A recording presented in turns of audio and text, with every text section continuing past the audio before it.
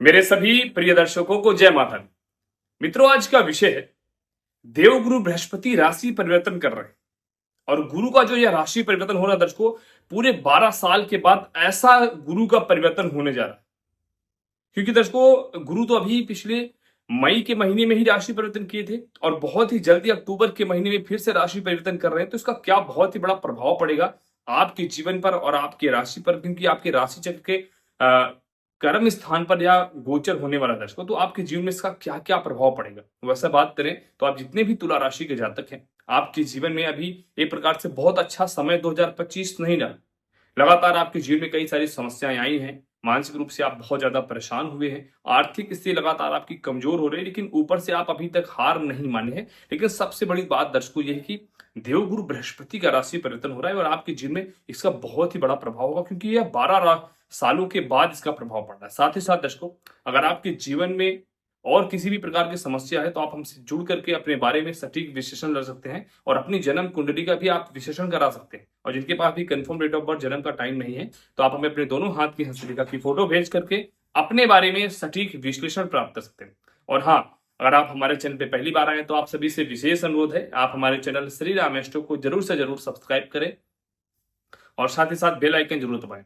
और दर्शकों, वीडियो के लास्ट में आपको एक सटीक उपाय भी बताऊंगा, जिसको करने से आप जितने भी तुला राशि के जातक हैं, आपके लिए बहुत अच्छा होगा। दर्शकों, हम सबसे पहले बात करें, जितने भी आप तुला राशि के जातक हैं, आप अभी देख रहे हैं वर्तमान समय में एक देवगुरु बृहस्पति आपके भाग्य स्थान पर मिथुन राशि पर गोचर कर रहे हैं, ठीक है। लेकिन 18 अक्टूबर 2025 को देवगुरु बृहस्पति दर्शकों निकल करके कर्क राशि अर्थात अपने उच्च राशि पर आपकी कैरियर के स्थान पर, कर्म स्थान पर गोचर कर रहे हैं 18 अक्टूबर को। अब कई लोग कमेंट करते हैं, गुरु जी गुरु तो 1 साल में गोचर करते हैं, ये इतना जल्दी क्यों गोचर कर रहे हैं। दर्शकों, ग्रहों की दो स्थिति होती है, ठीक है। एक तो अपने गति से चलते रहते हैं, जो अपने समय पर ही परिवर्तन करते हैं। और दूसरा क्या होता है, कई ग्रह वक्री हो जाते हैं। वक्री का मतलब कोई ग्रह अपनी पिछली चाल चलना, जो कि आपने देखा था पिछले 11 महीनों में मंगल की स्थिति बहुत अच्छी नहीं थी। मंगल नीच के हो रहे थे, फिर वक्र अपने शत्रु राशि में मिथुन राशि पर हो रहे थे, ठीक है। अर्थात तुला राशि वालों, आपके राशि चक्र में ही अभी करियर स्थान में मंगल आपके नीच के, फिर आपके भाग्य स्थान को बंधित, ऐसा लगातार 6-7 महीने ऐसा लगातार उन्होंने किया,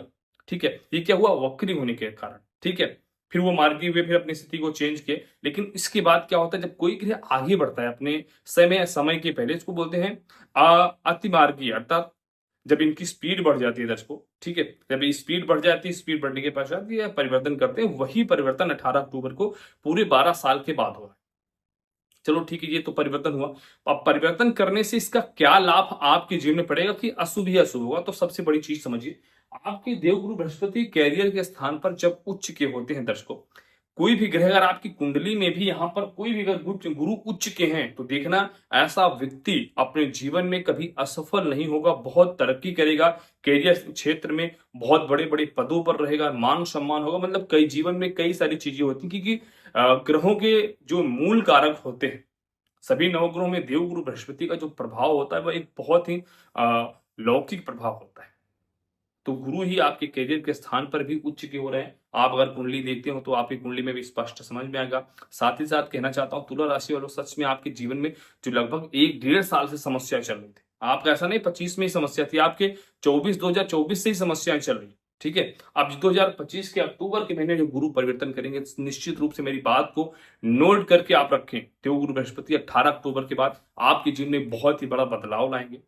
कई अच्छे योग बनेंगे। कैरियर से संबंधित तो कोई समस्या नहीं रहेगी। बस इतना कहना चाहूंगा, थोड़ा सा जिम्मेदारी भार काम का आपके ऊपर बढ़ेगा, क्योंकि काम बढ़ेगा तो भार ऑलरेडी बढ़ेगा ही बढ़ेगा। साथ ही साथ व्यापार क्षेत्र में अच्छा लाभ आपको होगा। जो आपके रुके कार्य है ना, वो अटके कार्य है, वो अटके कार्य को देवगुरु बृहस्पति उच्च होने के बाद बहुत अच्छे से पूरा करेंगे, ठीक है। अब इसी के साथ ही साथ दर्शकों, गुरु का बहुत अच्छा प्रभाव होगा। गुरु कई सारे कार्य करेंगे, आपके घर में ढेर सारी खुशियां गुरु के द्वारा प्राप्त होंगी आपको, ठीक है। अब ये तो रहा गुरु का परिवर्तन दर्शकों, ठीक है। अब गुरु जहां पर विराजमान है, गोचर कर रहे वहां तो फल देंगे, लेकिन आप सभी जानते हैं देवगुरु बृहस्पति की 3 दृष्टियां होती है, 5वीं, 7वीं और 9वीं। अब इनकी दृष्टि जहां पर पड़ेगी, किस राशि के हिसाब से कैसा फल देगी, आइए समझते हैं। सबसे पहले दर्शकों, गुरु की दृष्टि 1, 2, 3, 4, 5। गुरु की 5वीं दृष्टि आपके धन स्थान पर, वृश्चिक राशि पर। वृश्चिक राशि के स्वामी मंगल होते हैं। मंगल और गुरु आपस में बड़े ही मित्र होते हैं, अच्छे ग्रह होते हैं, ठीक है। जब मंगल की राशि पर गुरु की दृष्टि पड़ेगी और धन क्षेत्र पर यहाँ पर आपके लिए बहुत अच्छा योग बनाएंगे। धन से संबंधित जो आपकी समस्याएं हैं ना, उसको अति शीघ्र समाप्त करेंगे। धन आगमन का योग बढ़ेगा। आपका जो रुका हुआ पैसा है वो आपको प्राप्त होगा। कहीं न कहीं से ऐसा पैसा मिलेगा जो आप सोचोगे यार इसको तो मैंने सोचा भी नहीं था, ये पैसा मुझे मिल गया। ये संयोग बनेगा। साथ ही साथ द्वितीय स्थान वाणी का कारक होता है। ऐसे व्यक्तित्व जैसे अगर आपकी कुंडली में भी द्वितीय स्थान या बहुत ही मजबूत स्थान होता है, यहाँ पर गुरु की दृष्टि पड़ती होगी, तो ऐसा व्यक्ति लगभग जो बोलता होगा ना कि भाई ये तुम काम मत करो, फंस जाओगे तुम, इसमें तुम्हारी बर्बादी होगी, वो नहीं मानता कोई व्यक्ति, तो ऐसा उसके साथ होता है। तो धीरे धीरे आप जब किसी को बोलते हैं तो धीरे धीरे लोग आपकी बात समझते हैं। भाई तुम जो बोलोगे वो बात जरूर सही हो जाएगी, तुम अब तुम्हारे ही कहने पे मैं कोई काम करूंगा जिससे मुझे सफलता मिले। तो इसको क्या बोलते हैं, हमारा वाणी स्थान मजबूत होना। जैसा कि यहाँ पर द्वितीय स्थान वाणी स्थान, ऐसा व्यक्ति धन का भी अच्छा होता है, वाणी का भी अच्छा होता है। जितने बड़े बड़े सिंगर होते हैं इसी ग्रह के द्वारा होते हैं, इसी भाव के द्वारा होते हैं। जब द्वितीय स्थान मजबूत होता है तो हमारा वाणी भी बहुत अच्छा होता है, हमारा सबके साथ संबंध बड़ा अच्छा होता है, सबके बड़े आप प्रेमी भी होते हैं। ठीक है, ये अच्छा प्रभाव दर्शकों पड़ता है। ठीक है, अब इसके बाद दर्शकों पांचवी दृष्टि आपने देखा, इसके बाद गुरु की जो सातवीं दृष्टि पड़ेगी, गुरु की सातवीं दृष्टि एक प्रकार से आपके चतुर्थ स्थान पर, शुभ स्थान पर, चतुर्थ स्थान शुभ स्थान पर, मकर राशि पर गुरु नीच के होते हैं।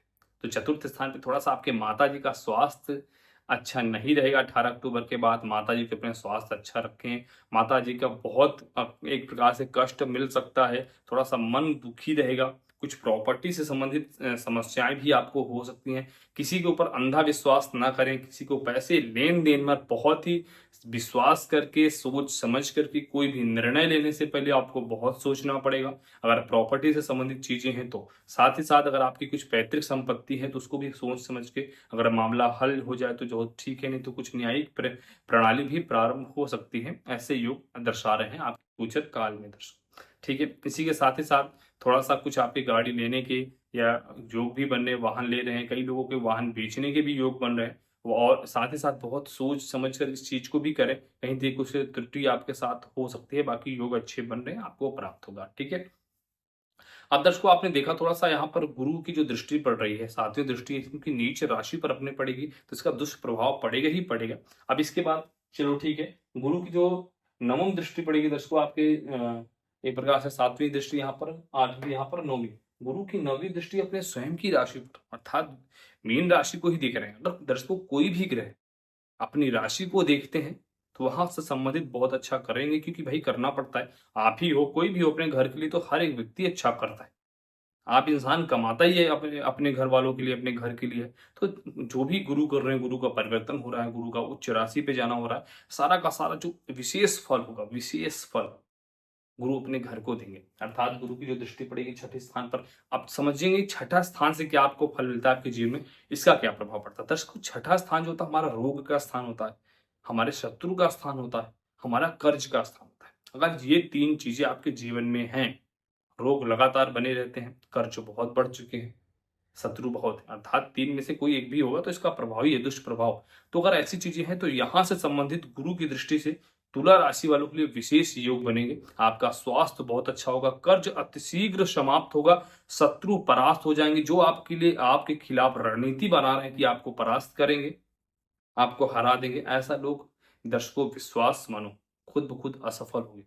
और विशेष रूप से कहना चाहता हूं तुला राशि के आप जातक हैं, आपके कैरियर के स्थान पे गुरु विराजमान हो चुके हैं, आपके राजनीतिक के भी योग बन रहे हैं। जो लोग राजनीतिक क्षेत्र में जाना चाहते हैं, ऑलरेडी आप पहले से ही हैं, तो आपको कुछ बड़ा जिम्मेदारी मिलने की योग बनना, किसी बड़े पद पर आप जाने की आपके योग भी बन रहे हैं। तो तैयारी कीजिए, आपके लिए अच्छा योग होगा। दर्शकों सबसे बड़ी बात यह है कि गुरु का जो यह परिवर्तन है या विशेष रूप से तुला राशि वालों के लिए किसी वरदान से कम नहीं, और आपके लिए ढेर सारी खुशियां लाते हुए दिखाई दे रहे हैं। आपको उपाय क्या करना चाहिए, आप जितने भी एक तुला राशि के जातक हैं, आप सब लोग एक नियम बना लीजिए। आपको पीपल के वृक्ष के नीचे शुक्रवार के दिन दूध, जल और थोड़ा सा उसमें मिश्री डाल करके उनकी जड़ में डालना है। श्री हरि मंत्र बोलते हुए उसके बाद ओम नमो भगवते वासुदेवाय जितना मंत्र पढ़ पाए उतना आप जप करें, और परिक्रमा कम से कम 7 परिक्रमा पीपल के वृक्ष की लगाएं। इसको करने से आपकी मनोकामनाएं पूरी होंगी। जो आपके जीवन में जो कार्य नहीं हो रहे हैं, जो आप असफल हो रहे हैं, वो समस्या निश्चित रूप से समाप्त होगी दर्शकों। प्रिय दर्शकों, मैंने इस वीडियो में आपके लिए बहुत मेहनत किया है, तो प्लीज़ आप इस वीडियो को एक लाइक जरूर से जरूर करें और कमेंट बॉक्स में जरूर बताएं कि आपको हमारी वीडियो कैसी लगी। और कमेंट बॉक्स में हर हर महादेव या अपने इष्ट भगवान का नाम जरूर से जरूर लिखना चाहिए। जितना भी अपने इष्ट का प्रचार हो सके वहां पर करना चाहिए। इसी बार जितनी बार हो सके उतनी बार नाम लिखिए। जितना नाम करेंगे उतना आपके खाते में नाम जब भी होगा भगवान का कल्याण करेंगे। सभी दर्शकों को जय माता दी। हर हर महादेव।